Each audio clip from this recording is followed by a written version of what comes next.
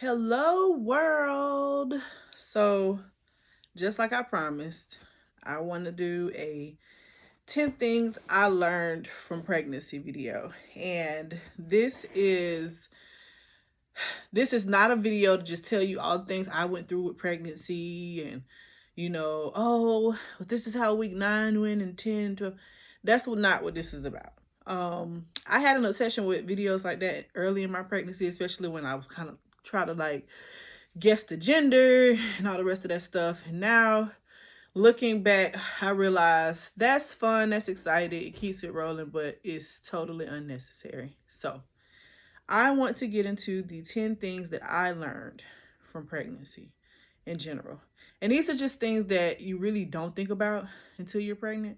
Some women do think about it, especially women who desire to be pregnant, but some people, some of the things I'm going to discuss, it's not something that they tend to think about. And it's just some things that I want to share that I feel like people just don't talk about. So let's get into it. Oh, first I want to show y'all my pillow. I got this pillow from my 4th grade team at my last school. It's my favorite pillow. I never get to use it. I actually forgot about it, but I spotted it, so I grabbed it and I just wanted to have it in my lap for comfort. But it's my favorite pillow.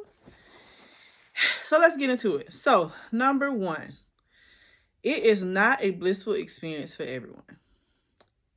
Everyone does not have the movie pregnancy, including me.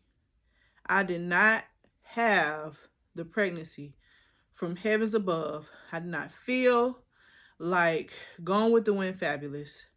And most often I was just completely over it, just done. In the beginning, I did experience, I guess you can call it morning sickness, but it happened around 2 p.m. every day. I just felt like the life was sucked out of me, nauseous, didn't really have a taste for any foods, but I knew I needed to eat. And it was just not good.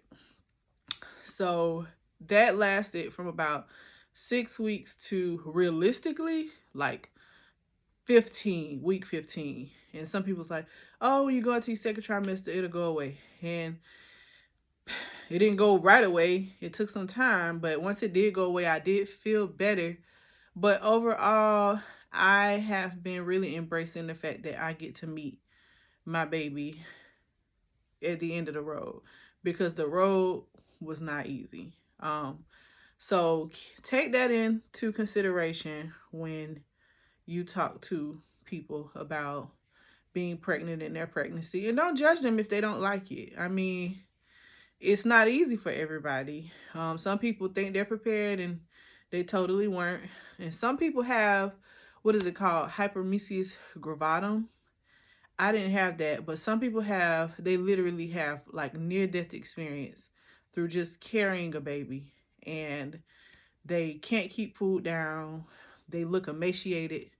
Can't go to work. Can't make no money. Can't do anything. Just suffer until the baby actually makes it into the world. So be sensitive about that. It's not always butterflies and rainbows for people.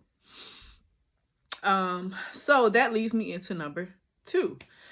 People can be so negative. And it kind of reminds me of the phase that you go through, like right before you get married, how, people always ask you, are you ready? And you ready for this? And girl, marriage is work. It could be work, girl, or they tell their homeboys, dog, everything gonna change when you get married.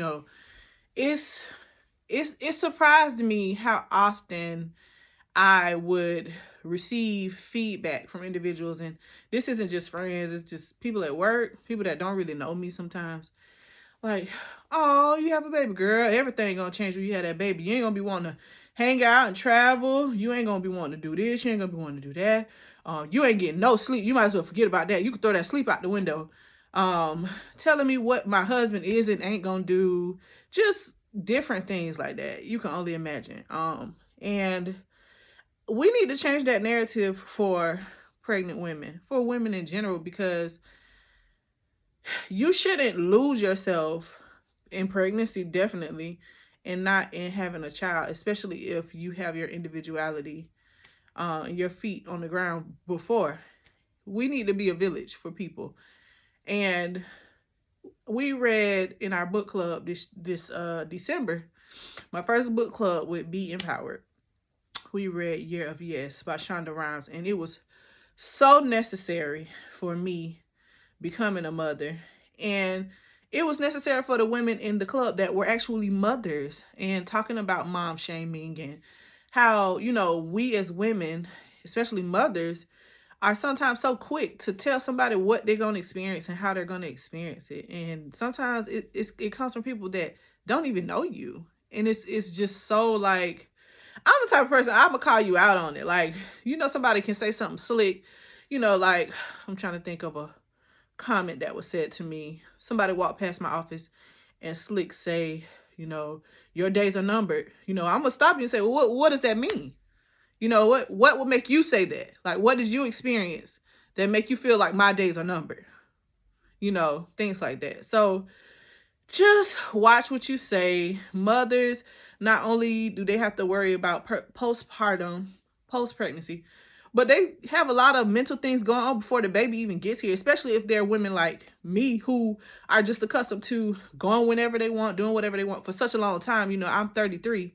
I waited until I'm 33 to have a child, and I would have waited a couple more years, but it's just not, it's not conducive to positivity, good mental health, and what we're supposed to be putting out in the atmosphere for other women who have gone through this experience as well. So don't be negative. Also in this segment, I want to talk about women that push their labor stories on people. It's okay to talk about them, especially if somebody asks, how was this for you? What week did you have your baby? Blah, blah, blah. But please don't traumatize these women with your crazy story. Every woman is different. Everybody is different. Every pregnancy is different. So don't traumatize a woman. Girl, I almost died when they put me on the bed, and they told me, oh, we're going to have to move you to C-section and and all this here other stuff. Don't do that. Don't do that. Don't do it. If you had a traumatizing experience, then you want to share it as your own. But don't try to put that onto the woman. Like, you better be well. You better, don't do that. Don't do that. So moving right along. The next one I have is expectations. So obviously we are in a pandemic, and this is going to be different for pandemic women working in a building with people, bodies, humans, interfacing with a lot of people during the pandemic and pregnant. That in itself was just, it kind of blows my mind just thinking about it, and, I can be transparent and say that I felt like I needed to work harder because I was pregnant. Just on my own, my own sheer will. I've always been a hard worker. That's what I do. Just like my shirt says, nevertheless, she persisted. That's just me. But I'd be lying if I say I did not expect a certain level of empathy and grace from other people. And that's at work, that's at home, that's with family. And I'm not sure when or where this thing happened where when a woman is pregnant, on job, at home, all of these roles, especially if you play a strong role in doing everything, where it became just expected of you to push through, power through. Nobody cares that you have something growing in your stomach. Because I had a couple conversations back in the olden days. Families, our ancestors sometimes rallied around the family member that was pregnant because they knew that their baby inside of her was draining her. And I got to do a little more research. It was a lot of different things that went on, especially slavery in the South. Sometimes was like, you a slave. Women had to carry their weight no matter if they were pregnant or not. But there were also ritualistic things with our ancestors and with women in general where, your task was to sit on down, when you're pregnant. And so you, as a superwoman who's accustomed to always doing everything, people have this perception of you. And then when you're pregnant, they don't lose that perception. As a matter of fact, if you don't do it the way that they think you should do it, they call you out on it. Just from my personal story, a lot of times, I mean, at work, I'm accustomed to using my brain a lot when it comes to data, processes, systems, just everything. And I pride myself on being very meticulous, organized, and just being on the ball when it comes to those things, because I've been doing it for years now. And I found that I was forgetting things. And I had to start writing things down a lot more than I normally would. So, without saying too much, let's just say that there wasn't much empathy shown to me because somebody had already experienced pregnancy at work. And the expectation was, well, I did it, you should be able to do it too. So, I want to make a good impression where I am. I'm in a new environment. But some days I just did not have it in me. And it was so hard, And I didn't take off work a lot, a couple days here and there for doctor's appointments. So if I just really felt like I can't get out of bed, but that was very few days. And it just bothered me that, there wasn't more grace shown. Even even in the household, my husband, sometimes I have to remind him or look up at him like, are you serious? You really want me to do that? And I know it's just because of the perception and being used to me just handling things, taking care of things, and it's like, the overwhelmingness coming from there was, coming my way. Like, baby, I really need you to do this. Well, I'm tired. Do I get a pass? So, just the whole expectations thing, guys. I think that when you have pregnant women, some people superwoman, some people they weren't sick, they breezed through their pregnancy, they love to work, high energy, all of the above. But some people like moi, it was hard getting up and going to work every day and coming home and being expected to cook and just maintain. For me, like, washing clothes, that'll take me about a week to get done. Just everything was exhausting. I don't know why. Maybe me and Denver can have a talk when she comes and ask her, why did you drain all my life forces? She better be one strong baby. Yeah, so that's 3. Number 4, I put body changes. I'm not going to go into all of that. Everybody is different. Everybody experiences things differently. I will say for me that I had not so many body changes, obvious body changes, just the regular. Gained a lot of weight. I did have some skin issues because I already have eczema, and then the baby just kind of made it worse. But overall, everybody has different things that they experience, different symptoms, different cravings, different, just different things. But the things that I remember the most just from the journey, there are certain foods that just trigger me, just stink, nasty, make me want to throw up every time I smell them. And the worst one was my husband had these vegan burgers. They were the worst. I could smell it right now, and he's not even cooking it. Just smelling them.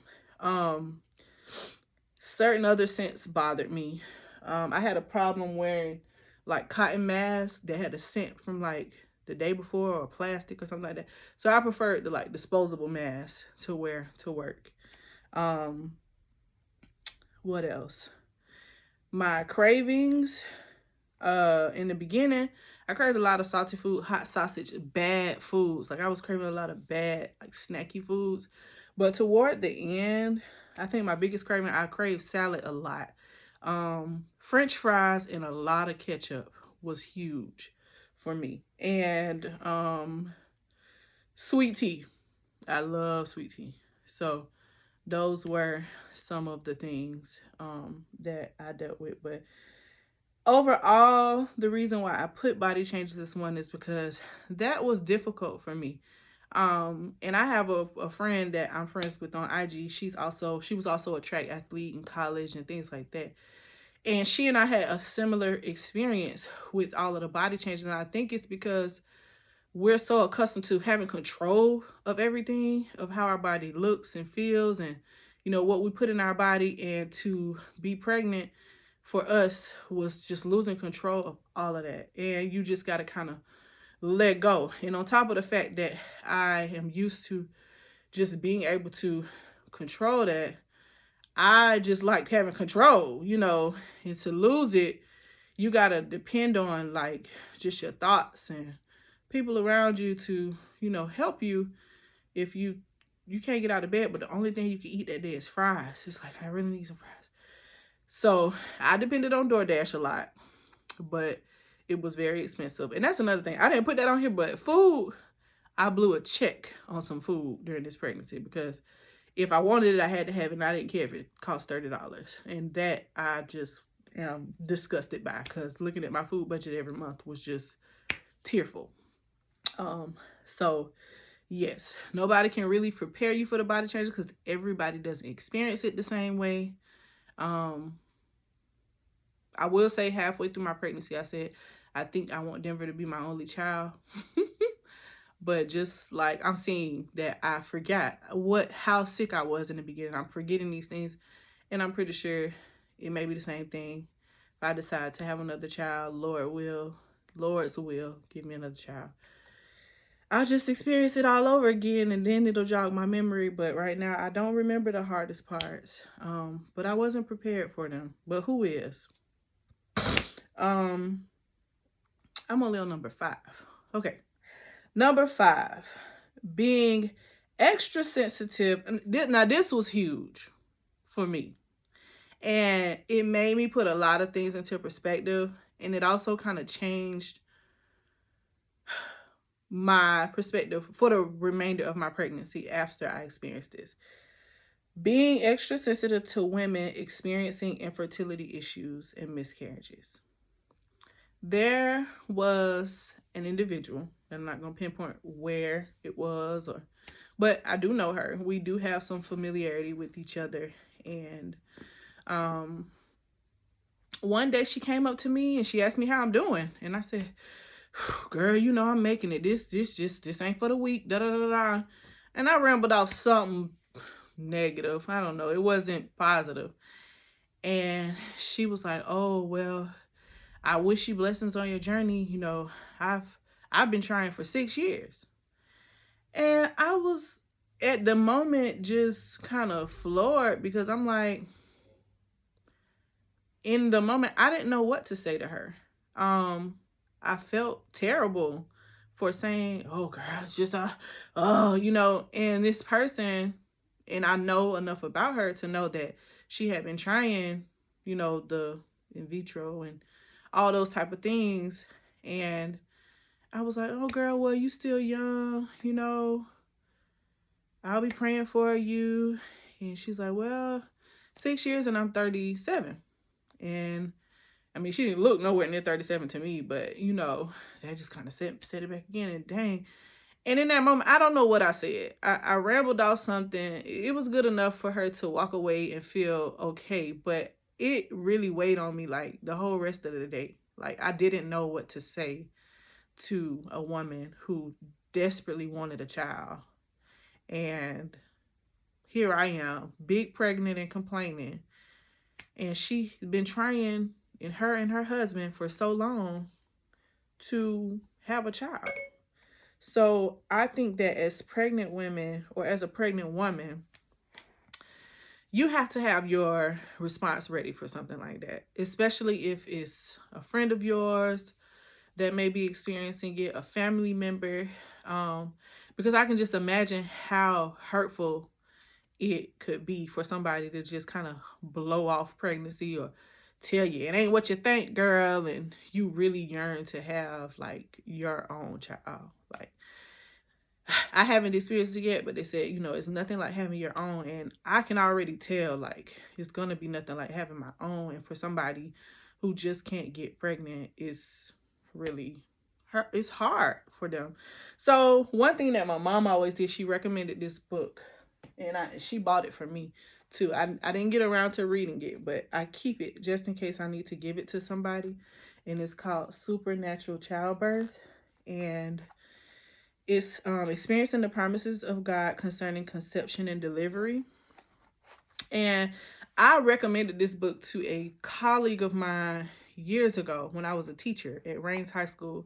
And she bought it and she got pregnant. And I'm not saying it was because of the book, but she thanked me for recommending this book to her because she was able to have a baby. She had a baby boy and she was, you know, almost 40 years old at the time. And she had been trying for a really long time. So Supernatural Childbirth by Jackie Mize. Let's see. If you know somebody who's experiencing infertility, miscarriages, anything like that, recommend this book to them. My mom always recommends it. She's like an angel from heaven to people. So I would definitely say that. And just be kind. Be kind. Be kind to people. Yeah. So number 6, don't tell. Okay. Don't, if you really want to take stock in a person who's about to be a new mom or a mom in general who just needs help, don't just tell them, girl, let me know if you need anything. I'm here. And then when they need something, you ain't there. Only say that to them if you really mean, I will be there for you if you need something. Because I'm tell you, like me, I already had the conversation with my therapist. I told her, hey, this is what I'm thinking. This is what I'm needing. She said, hey, go ahead, write your tribe down. Write down your tribe, write down your village. Look at that first month of pregnancy or the first couple weeks, and you assign people to help you. There's nothing wrong with that. Now, that's super hard for me because I'm the one who doesn't ask people for help. I don't ask people. I just don't ask people for stuff. But I've become accustomed to, you know, girl, you need me? Yes. Do you want me to when you? Yes. I can come over and sometimes, yes. Come cook a meal. Come wash a load of clothes. Come talk to me. You know, don't let me just get wrapped up in being stuck in the house. Give me some good advice. Find me a good movie.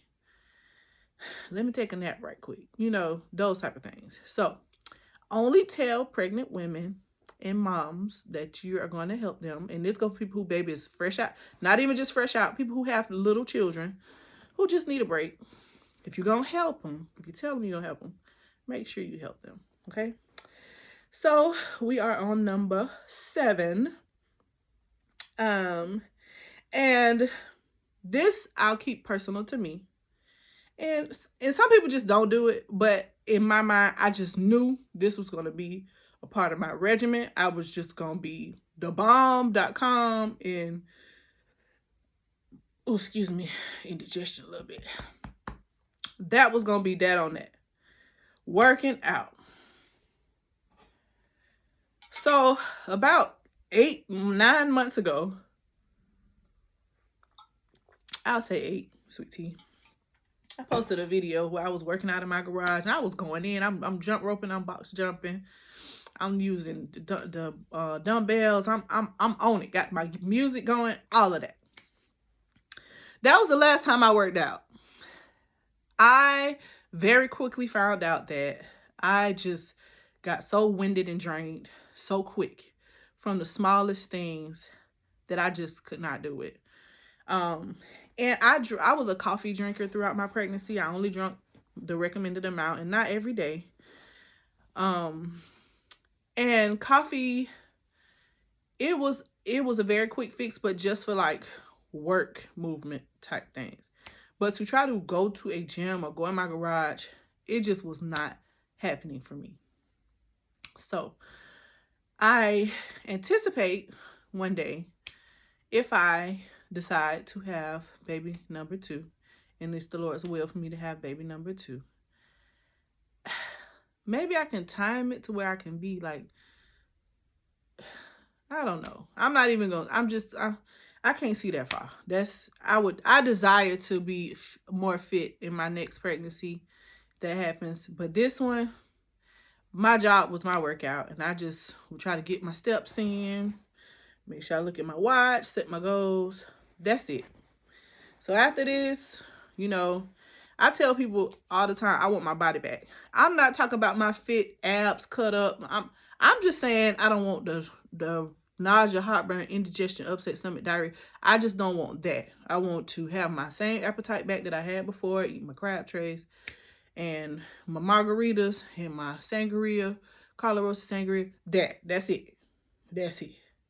I do want to work out and get fit again, and my husband is going to help me do that, accomplish those goals. But at the moment, I just want to feel like get out of me, you know. So that was number 7. 3 more to go. So number 8, put your health first. And this kind of ties into number 3, expectations. There are going to be people that are going to say things to you to make you feel guilty about the level of tired you are, the level of I just can't do this you are. Ignore them. Okay? Ignore them. Because at the end of the day, it's about your health and well-being. And that goes for people who aren't even pregnant.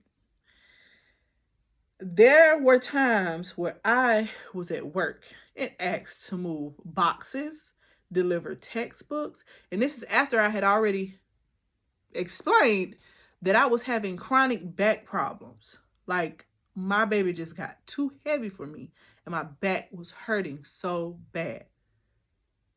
But you didn't take that into consideration the next day when you asked me to deliver the textbooks. But that's okay, because I know how to ask for help, thankfully. But put your health and well-being first. If you didn't learn anything from this pandemic, that needs to be number 1. They give sick leave, annual leave, personal leave, PTO, COVID leave for those type of things. Like me, this week, I was able to use my COVID leave to quarantine before I have baby.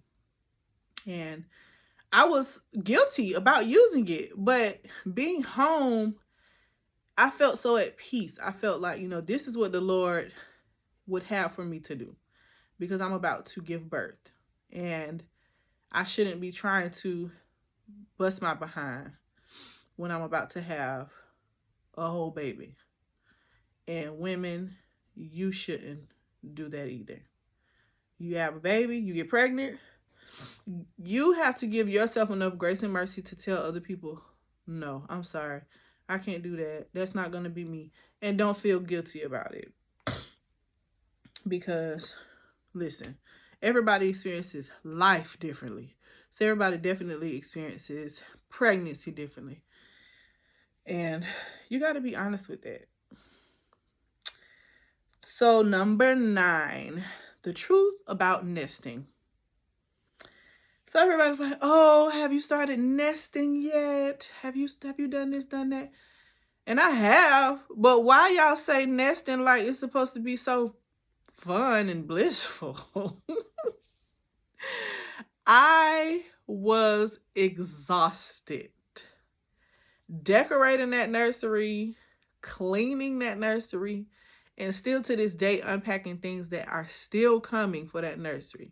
I'm so grateful to God that so many people have poured into Little Miss Denver's life. Trust and believe. I mean, I'm overwhelmed. But nesting and preparing has not been my thing. I dread it. Every time, even when I walk past, I'm like, dang, I forgot. I still gotta. And thank God my husband is a cleaner, because he has no problem washing clothes. So I ain't got to do that. Thank God. But my bag ready. Her bag ready. I got my little corner over here in our room for all the stuff that she'll need or I need in the first week or so. And everything that's going on over there in that nursery,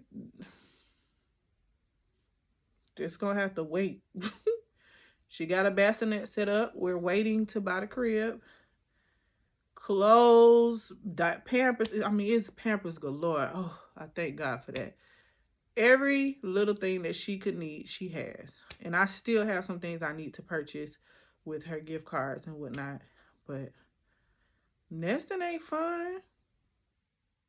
And I nested more at work than I did in the nursery. Like, y'all should have seen me. After I worked that food drive on Saturday, I stayed at that school for another couple hours, like just spelling out my roles, my responsibilities, getting testing stuff together, printing out all these sheets and all that stuff. I mean, I wanted no stone left unturned. I don't want you to say, I didn't do this, I didn't do that. I need everything to be immaculate. I need to put my stamp on it. Dr. Weber, signing out. Don't text me. Don't send me no bunch of alerts. Don't call my phone blowing me up because I might not be able to respond. But here at home, I'm just like, what she got, what she need right here. I'm not worried about that. So yeah, nesting is, along with the other things people say, have you been feeling? Well, no.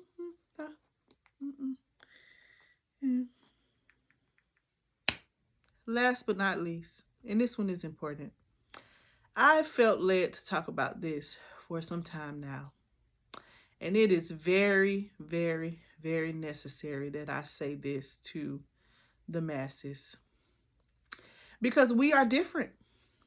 Us women, we are a league of women during this time period between March and present that are having babies during a global pandemic. Let me get a little closer.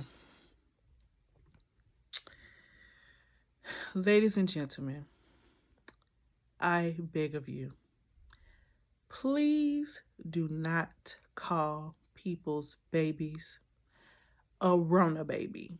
Please don't call people baby a Rona baby. I mean, so if somebody calls their own baby a Rona baby, you can engage and indulge them, tell a joke, whatever. They say, hey, me and my mate, my husband, my boyfriend, my boo, we got a little too close during the pandemic, and boom, look what we have. But you all have to take into consideration two things. Some women actually planned their pregnancy around this time. You can plan a pregnancy, and everybody says, it happened when the Lord wanted it to happen, which is true. It's very true.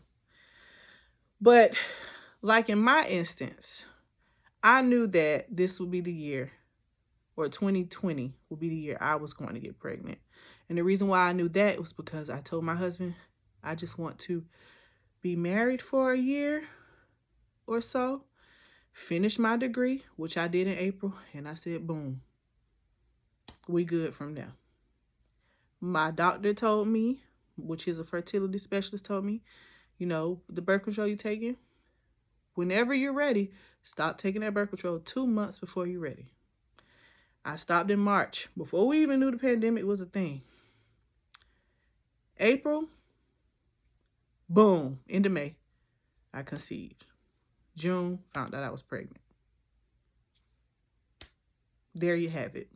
That was how I decided to have Miss Denver.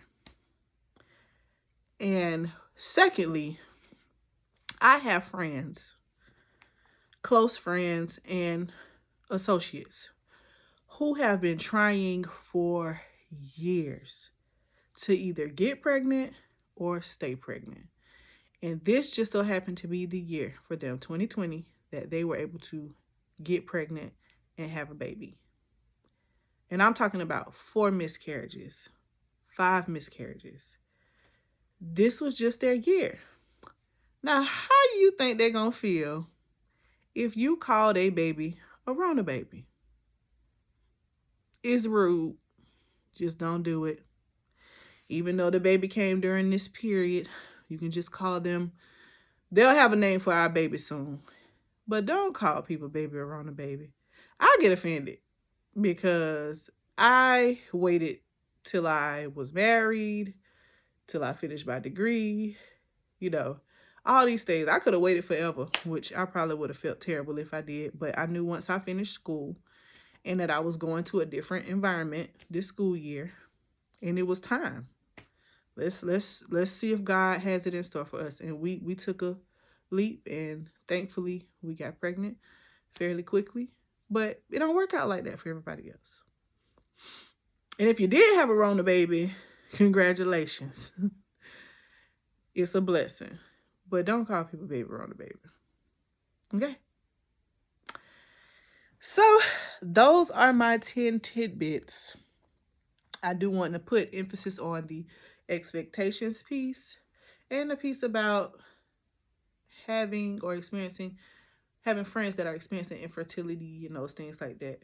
How to really communicate with them and how to still be friends with them if they may be jealous, they may have some issues they're dealing with because their friend is having a baby and they've been trying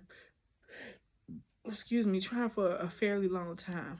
Just be mindful. Okay, those are my 10 things. So I'm going to post this video. It will probably make its way to YouTube, maybe not right away. But you all have a wonderful evening, and I will catch you soon. Oh, and stay tuned. Be Empowered is about to start charging up.